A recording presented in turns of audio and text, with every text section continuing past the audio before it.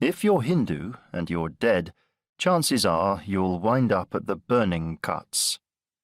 From twice-born Brahmin to wretched untouchable, this is where you'll find yourself in the end.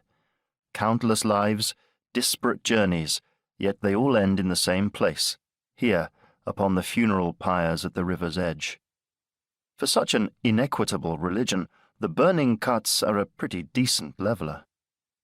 Some get here early, of course, eschewing the recommended 70, often hasten towards reincarnation by less than natural causes, anything from a stranger's knife in your ribs to a strychnine-laced hilsa fish prepared by a disgruntled wife. And this night, as the rains beat down and the heavens thundered, it was one such early bird that I was staring at. A bolt of lightning arced through the sky, for a moment illuminating his face.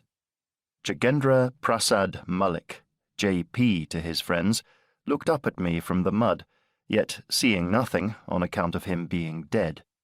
A nice 3-inch incision across his throat. Neat job, too. His killer knew his business. If he ever fancied a career change, there was probably room for him among the surgeons at the police hospital on Amherst Street. J.P. Malik's career, however, much like his windpipe, had been tragically severed. I didn't know the man, other than by what I read in the papers, but on that measure, everyone in the city knew him.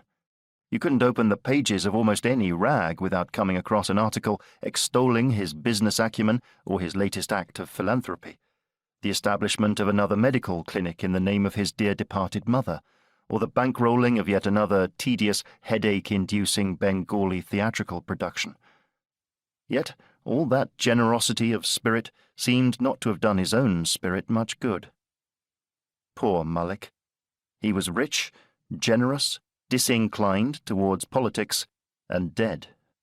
Just the sort of Indian we liked, give or take the last part. Tycoon, patron of the arts, and the Burraist of Burra Baboos.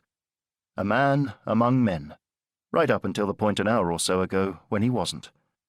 Because from then on, he'd been lying here in the mud on the banks of the Hooghly, a shroud covering his modesty, and a makeshift cot of wood and string sinking into the slime beneath him.